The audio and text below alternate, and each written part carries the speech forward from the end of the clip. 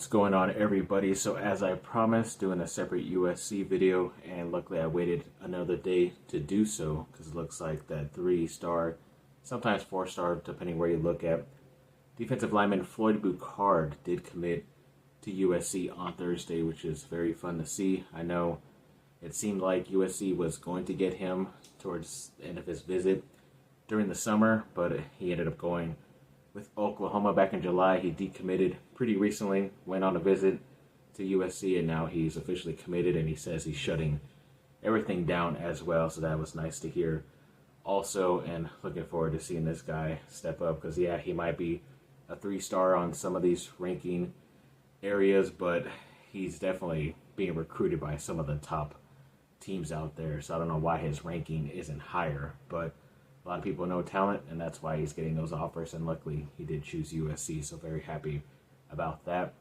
And we did hear about another player from USC entering the transfer portal, and that is linebacker Rajon Davis, but this has a little bit of a brighter turn than the Bear Alexander situation. It looks like Davis did decide to enter the portal just because there's too many guys ahead of him, and yeah, he's playing special teams right now, but he wanted to get some more playing time excuse me, as a regular linebacker, and he thought it better just to sit out this year, and he says he's going to return, which is nice and dandy to hear. You never know what he's going to be feeling like in the next couple months, or some other team is desperate to get a linebacker on their team and throw a bunch of money at him, but he's kind of like in that Miller Moss mode, in my opinion. He had definitely a bunch of opportunities to leave if he wanted to, and he never did, so I expect him to be back and definitely be one of the starters or very next guys up when it comes to that linebacker position, because they're going to be losing at least 3 starters and contributors right now this season, so he definitely has a chance to contribute next year, in my opinion. And then it looks like USC did fill in that empty spot on their schedule for 2025. They did take out Ole Miss, I think a couple months ago, which was tough because we wanted to see them play against Lane Kiffin again, another ex-USC coach, but they did replace them with Missouri State. Now, if you consider Missouri State this season in 2024, excuse me, they are a Division II school, but I believe they are moving up to Division I in 2025, so this technically still counts as a Division I school when they play each other next season, so USC's record of not playing any schools from Division II or lower still stands officially, which is nice, but I mean, they do basically get Missouri State and Georgia Southern.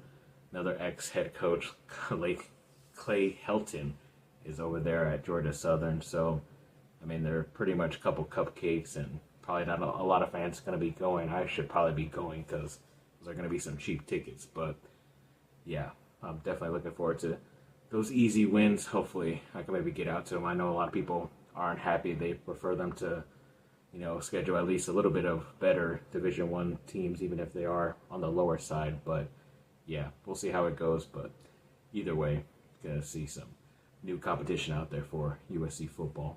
There's a couple of updates for USC on the recruiting front. That 4-star wide receiver Corey Sims looks like he did cancel his visit to Lincoln, Nebraska this weekend to go watch the Cornhuskers, so he says he's still locked in. He's still going to be coming to USC next week when they play against Penn State, so that's good to hear. At least he's not trying to be taken or scooped up by another school, so I was very happy to see him canceling that trip. And then one of the top 5 edges in that 2026 class, his name is Jamarian Carlton. Looks like he put USC in his final 10, so that was nice. Hopefully they have a chance at him, but 2026, that's going to be another year, so he's going into his junior year right now, so hopefully they still have a chance, like I said.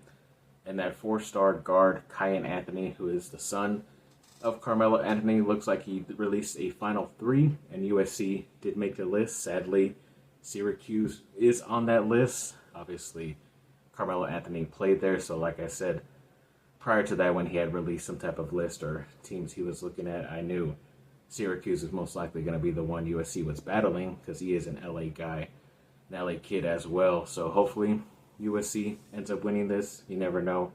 But yeah, it's pretty cool to see him pictured with his father and stuff in a USC jersey. At least Kyan, his son, was in the jersey, but Carmelo there on that photo shoot too, so that was nice to see.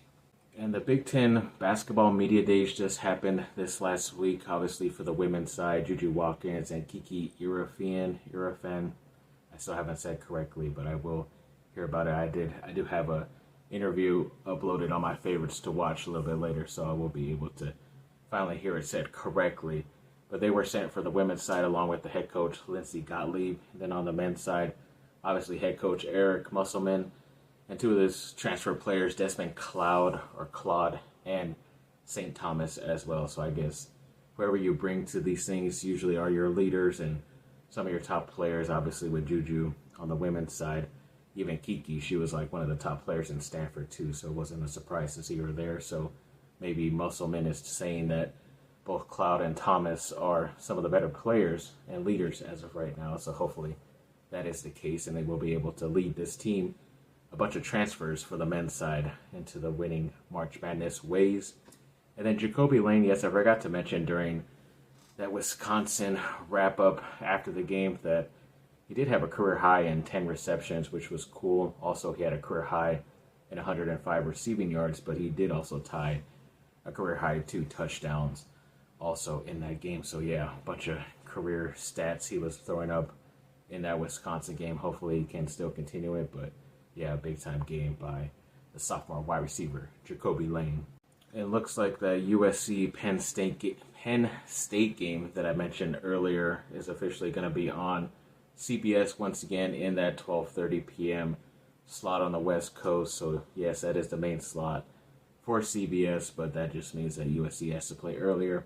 Also means that Penn State is traveling across country, has to play earlier. So hopefully we get the advantage in that situation and in that game. A lot of recruits there as well. As long as USC puts up a good fight, and even if they lose, as long as it's a close game, that's all that matters to me. But if they get blown out, then that's pretty embarrassing, and I would not like to see that on that next Saturday. So hoping for the best for that game. And then, yes, the Philadelphia 76ers look like they have signed ex-USC forward Isaiah Mobley to an Exhibit 10 contract. So that's basically like a camp invite. So if he does well, or if there's injuries, he could end up getting a roster spot too as well. So good luck to him. And I know he finally is cutting the cord a bit with his brother, Evan Mobley, because he was drafted to Cleveland, and now he's officially on his own. So hopefully he can do good in this new situation.